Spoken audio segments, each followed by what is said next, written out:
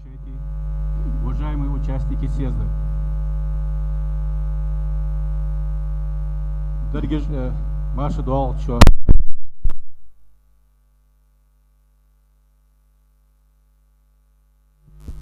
в соответствии с законом Республики Ингушетия от 20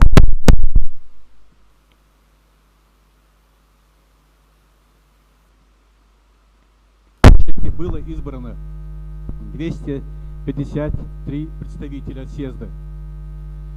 Из них за истекший период ушли из жизни некоторые представители. Дал геш дол царя, дал ахетн бол визам, дал диагалюль. Исахаш, будешь бахет. Куда?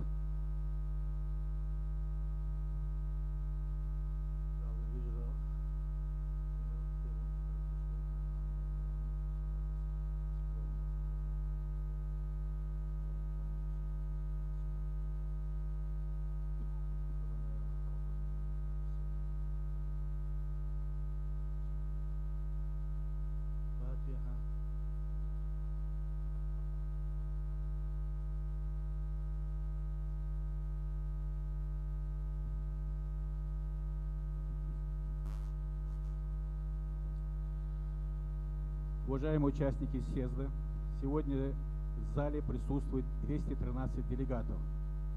Кворум имеется. Какие будут предложения по открытию съезда? Поступило предложение открыть.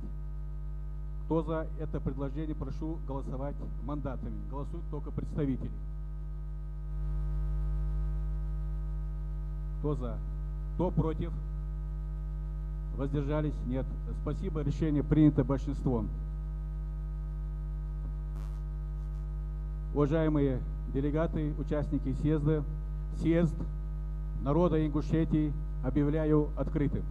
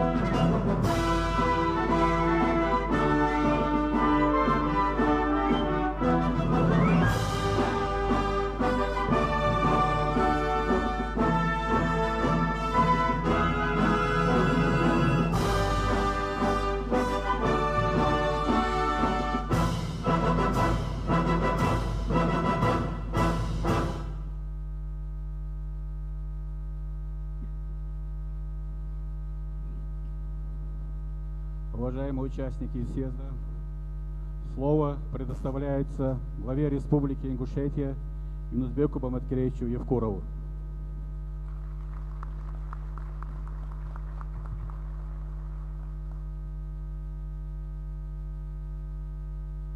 Уважаемые представители и гости нашего съезда, позвольте мне поприветствовать всех собравшихся в этом зале и поздравить с началом нашего народного съезда. Как вы знаете, съезд созывается в особых случаях, когда есть объективная потребность посоветоваться с народом, узнать его мнение по наиболее актуальным и проблемным вопросам. Такова и потребность, на мой взгляд, назрела сегодня, и поэтому я подписал указ о проведении данного съезда. Выносимые на ваше обсуждение темы касаются установления административной границы между Республикой Ингушетия и Чеченской Республикой и предстоящие выборы главы Республики Ингушетия. Оба вопроса, они судьбоносные, оба вопроса они важные, и оба вопроса требуют совета с народом. От того, какие решения будут приняты представителями съезда, естественно, зависит не только дальнейшее развитие нашей государственности, не только общественно-политическая ситуация в последующем, но и, конечно, наши добрососедские и уже не в кавычках братские отношения с чеченским народом. Рассчитываю, что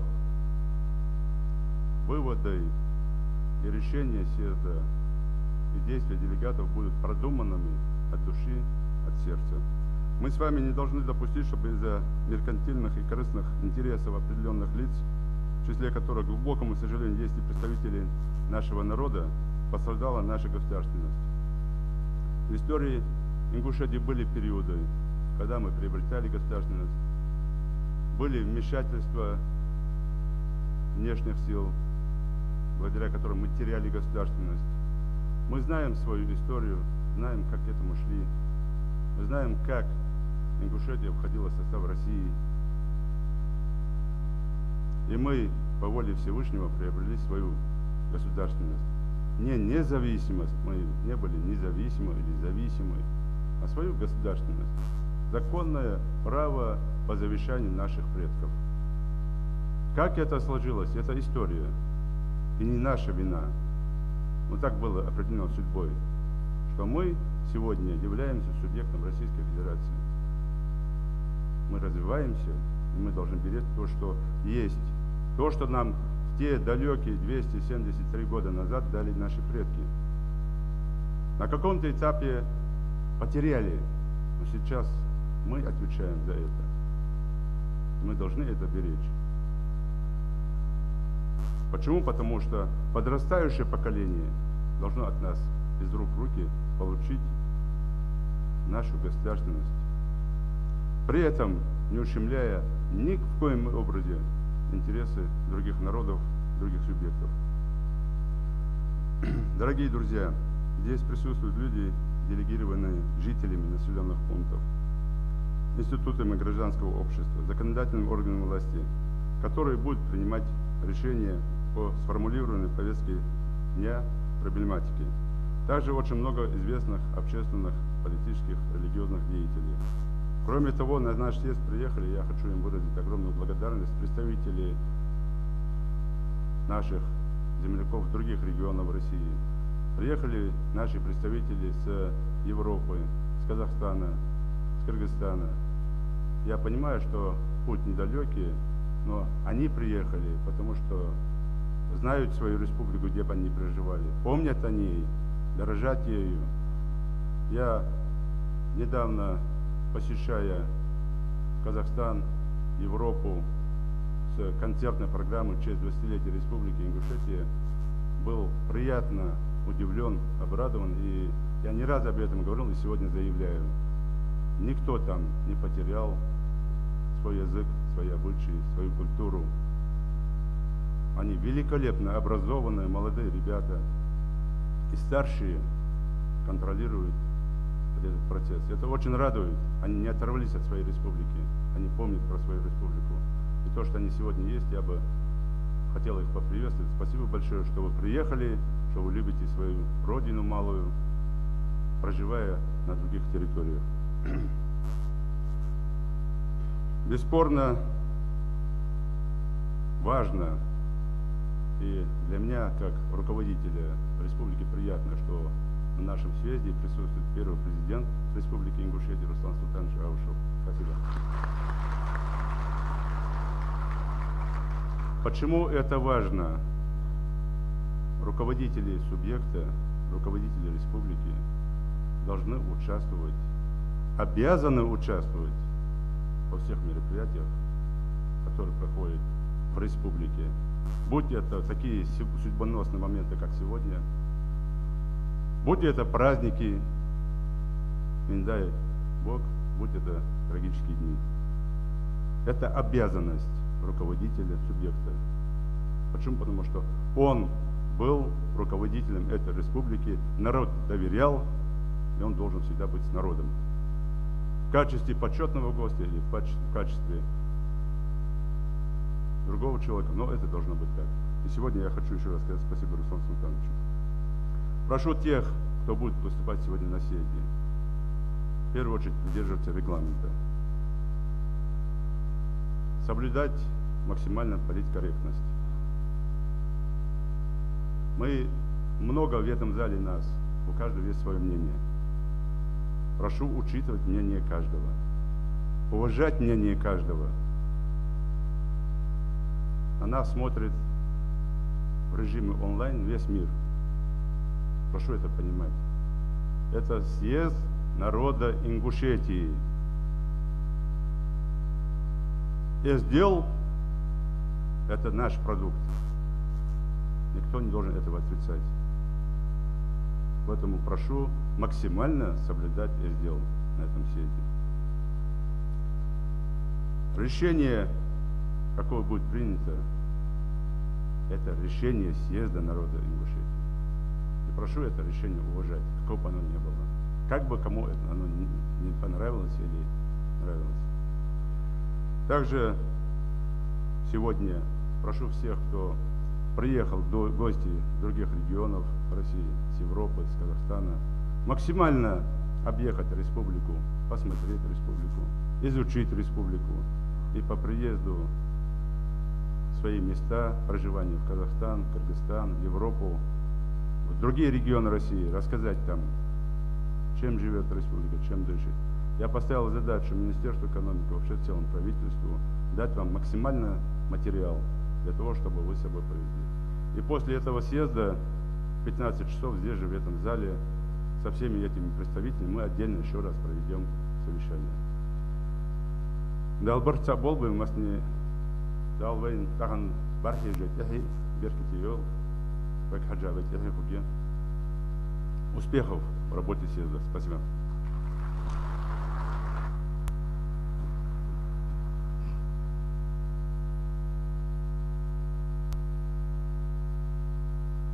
Уважаемые делегаты, уважаемые представители съезда, нам необходимо договориться о повестке дня съезда. Как вам известно из средств массовой информации, у нас предлагается рассмотреть два вопроса. Первый вопрос по ситуации, связанной с установлением административной границы с Чеченской Республикой. Докладчик, председатель Народного собрания Республики Ингушетия, председатель комиссии по взаимодействию с органами власти Чеченской Республики по определению границы Мухарбек Ильясович Дидигов. И второй вопрос у нас об общественно-политической ситуации в связи с выборами в 2013 году главы Республики Ингушетия. Докладчик, секретарь регионального отделения партии «Справедливая Россия» Евлоев Руслан Хасанович.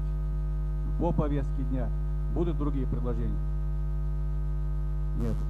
Кто за данную повестку дня съезда, прошу голосовать. Кто за?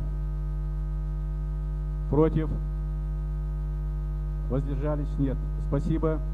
Повестка дня съезда принимается. Уважаемые представители, нам нужно договориться о регламенте работы съезда. Есть предложение предоставить докладчику по первому вопросу до 15 минут, докладчику по второму вопросу до 10 минут, выступающим в прениях по 5 минут. Перерыв на 30 минут предлагается сделать в 12 часов и завершить работу съезда в 14 часов. Кто за предложенный регламент работы съезда, прошу голосовать. Кто за? Против? Воздержались? Нет. Решение принято. Слово для доклада предоставляется председателю Народного собрания Мухарбеку Ильясовичу Дидигову.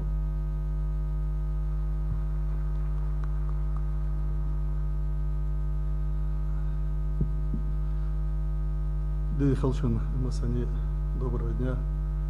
Далы Эрзожбек ти халкан яваша кида.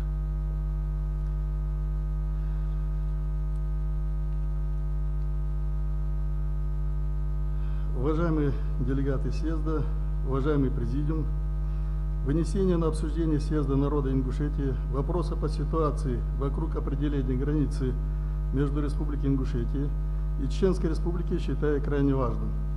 С одной стороны, этот вопрос довольно прост, если его решение основывается на заявляемых в любом выступлении некоторых политиков соседней республики отношениях братства и нерушимой дружбы. Другое дело, когда за этими лозунгами стоят скрытые от прямого взгляда цели и задачи. Нужно отметить, что тема разграничения территории между Ингушетией и Чечней возникла с того момента, когда в 1991 году Общенациональный конгресс чеченского народа провозгласил независимую Чеченскую республику Ичкерия и заявил о выходе Чечни из состава Российской Федерации.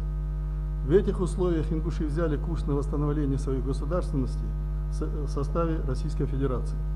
После образования Ингушской республики и формирования ее государственных органов власти уже в 1994 году чеченской стороной выдвигались идеи разграничения территории на основе двух документов Всесоюзного Центрального исполнительного комитета в ЦИК 1929 года о присоединении Сунжского округа к Чеченской автономной области и 1934 года объединения Ингушской и Чеченской автономных областей.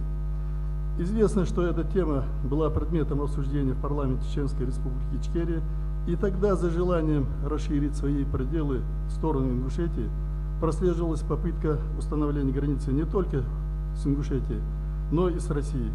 Правительство Ичкерии несколько раз выходило на переговоры с правительством Республики Ингушетия, чтобы закрепить свою позицию документально.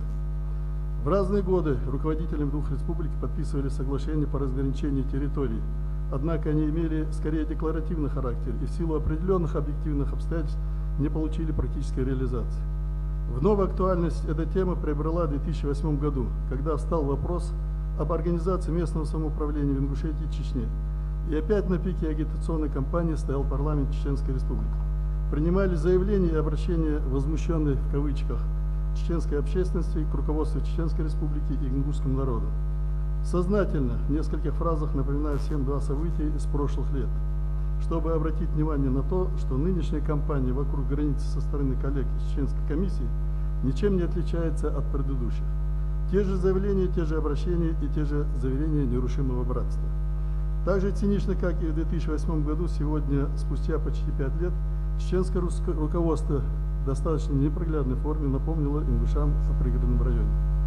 На встрече с представителями Общественной палаты Республики Ингушетия, которая прошла в Народном собрании в марте этого года, мне задавали вопрос, почему ингушская сторона, то есть возглавляемая мною комиссия по определению границ, не освещает свою работу в средствах массовой информации. Они упрекали нас в том, что мы не отвечаем адекватно на каждое высказывание чеченской стороны. И тогда, и сейчас скажу кратко. Нам нет необходимости устраивать истерии по этой теме. У нас имеется достаточно нормативных исторических документов, относящихся к более раннему времени, чем 1934 год, которые говорят о том, что земли, на которые претендуют официальные лица из комиссии и парламента Чеченской республики, даже не могут быть отнесены к спорным территориям. Есть много доказательств, и прямых, и косвенных, того, что эти земли, несмотря на то, что на них строились различные линии заслона, всегда находились в ведении представителей родов и тейпов, относящих себя к ингушам. Сегодня каждый в отдельности человек живет на земле своих предков или каким-либо образом связан с нею, как бы далеко ни находился. По крайней мере, по установившейся традиции, тело его продается земле предков. Более того, архивные документы говорят нам о том, что станица Слепцовская, Троицкая, Михайловская, Нестерская, Ацинская заложены на месте ингушских поселений Сарали-Юрт, Куре-Юрт, Казах-Кичу, Ажир-Юрт, Ахбарзой и других, некоторые из которых сегодня находятся под юрисдикцией Чеченской республики. Не буду обращаться к документам относительно принадлежности земель вплоть до реки Фортан. Мы знаем свою историю, мы знаем историю своих соседей, и у нас нет и быть не может угрызений совести по поводу того, что мы живем не на своей территории и пользуемся благами не своей земли. Теперь несколько слов по проекту соглашения об установлении границы, который подготовлен нашей комиссией и передан чеченской стороне и федеральным органам власти. Могу сказать, что в комиссии рассматривались три варианта. в том числе и учитывающие населенные пункты за сегодняшней линией раздела. На наш взгляд, избранный нами вариант, а именно сохранение в неизменном виде той границы, которая сложилась на текущий момент и закреплена законами о местном самоуправлении, это наиболее приемлемый и отвечающий объективной реальности, безболезненно воспринимаемый нашим народом. Откровенно надо сказать, что с этим вариантом согласно не абсолютное большинство населения Ингушетии.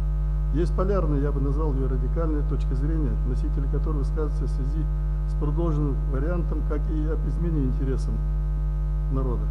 Их позиция основывается на исторических материалах, касающихся периода создания в 2020 году и последующего затем распада Горской автономной республики, на знании людьми мест своего происхождения и обитания до прохода на Кавказ различных завоевателей, прихода сюда царской России и последующие изменения территории вплоть до нынешнего времени.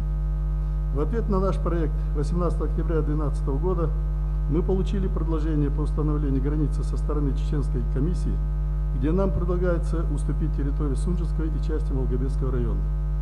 Определенным вызовом явилось принятие в тот же день парламентом Чеченской республики законодательного акта, предусматривающего отнесение к соседней республике 7 населенных пунктов Ингушетии. Это означало, что все призывы чеченской стороны о проведении совместного заседания двух комиссий основывались не на желании прийти к компромиссному решению, а было лишь поводом для того, чтобы придать гласности уже принятый ими закон.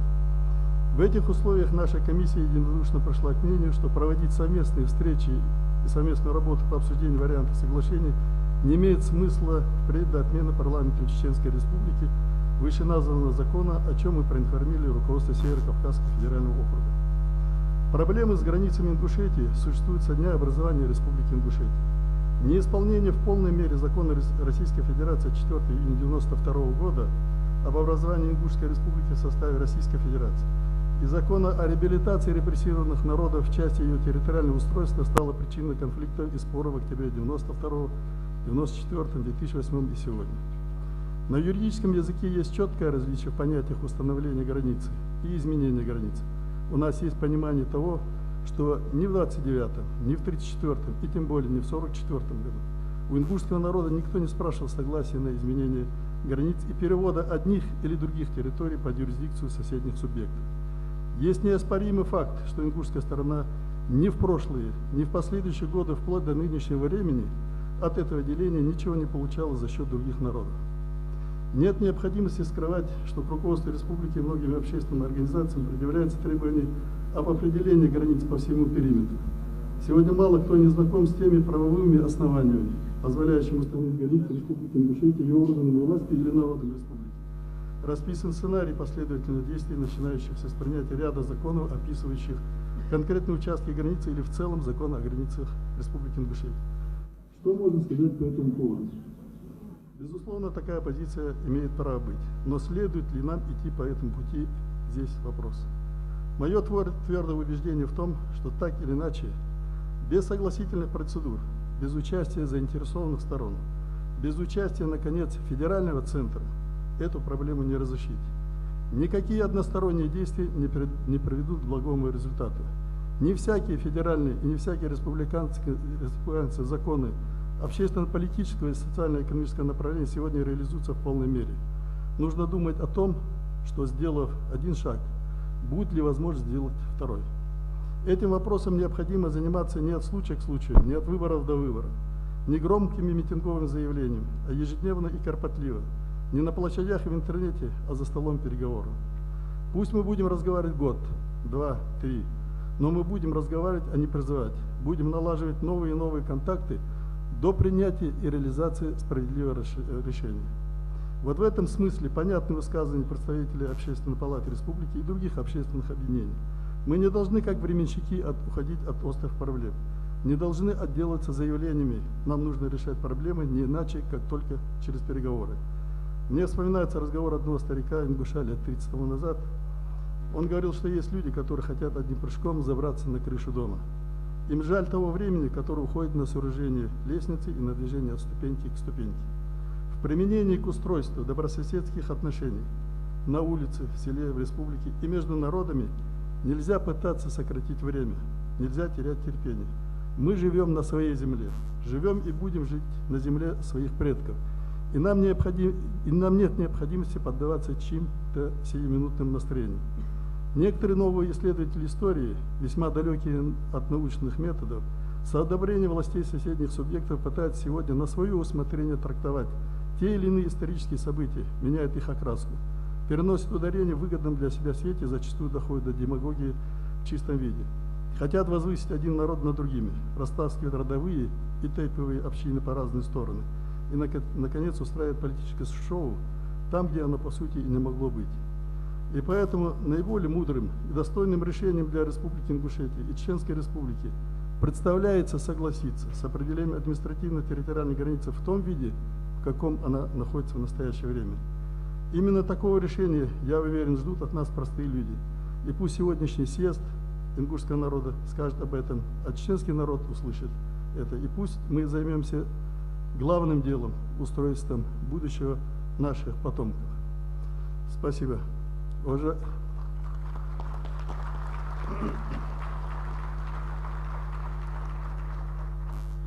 Уважаемые коллеги, доклад у меня завершен, и я хотел бы обратиться к делегатам съезда и к ведущему съезда. Есть подготовленный, прежде чем мы перейдем к прениям по первому вопросу, есть подготовленный проект обращения съезда народа Ингушетии в связи с вопросом определения границы между Республикой Ингушетия и Чеченской Республики.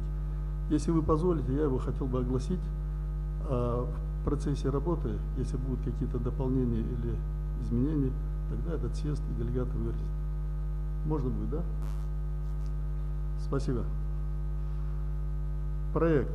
Обращение съезда народа Ингушетии в связи с вопросом определения границы между Республикой Ингушетия и Чеченской Республикой. Дорогие соотечественники, съезд народа Ингушетии обращается к народам Республики Ингушетия и Чеченской Республики в связи с ситуацией, связанной с определением административной границы между двумя республиками. Испокон веков, проживая на территории Северного Кавказа, ингушские и чеченские народы сохранили свои обычаи, традиции и язык.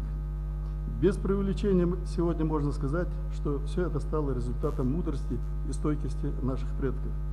Нам предопределено жить рядом, и мы не должны оставлять территориальную проблему нашим потомкам. Перенос межевой линии лишь повредит развитию народов. У комиссии двух республик сложились диаметрально противоположные позиции по определению границы между нашими субъектами. Каждая из сторон, беря за исходную точку различные исторические документы, претендует выйти за пределы существующей ныне границы.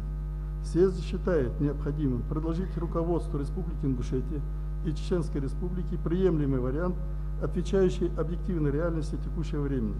Это сохранение межевых линий в описании ныне существующих в приграничной зоне муниципальных образований. Мы уверены, что при таком исходе дела не будет проигравших сторон. В то же время есть твердая убежденность в том, что от этого выиграют наши народы и Великая Россия. Спасибо. Уважаемые делегаты, представители есть? Вопрос докладчику? Нет вопросов. Мухарбек Ильяш, вам спасибо, пожалуйста.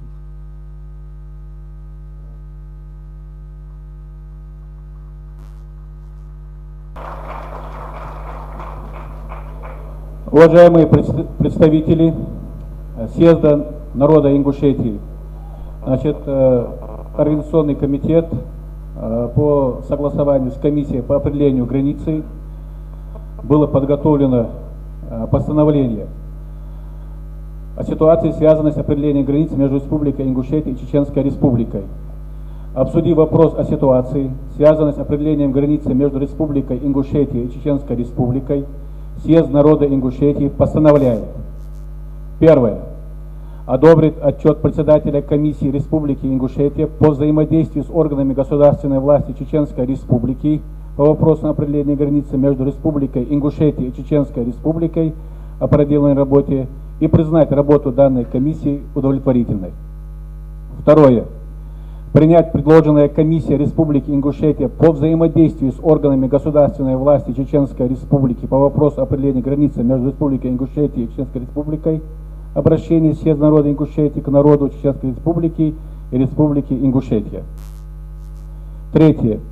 Признать правильными действия, принятые и принимаемые руководством и органами государственной власти Республики Ингушетия по ситуации, связанной с определением границы между Республикой Ингушетия и Чеченской Республикой. Направить, поступило предложение, настоящее постановление, обращение президенту Российской Федерации Владимиру Владимировичу Путину. Настоящее постановление вступает в силу со дня его подписания. Уважаемые представители, голосуют только представители. В соответствии с законом о съезде народа Ингушетии решение принимается простым большинством. Кто за то, чтобы утвердить предложенное постановление, прошу голосовать. Кто за? Против? Раз, два, три. 3 человека против. 4 человека. Решение принято. Значит, здесь в фойе у нас чай, кофе для делегатов. Прошу не опаздывать с перерыва. 12:30 ровно начинаем работу. Барклаша.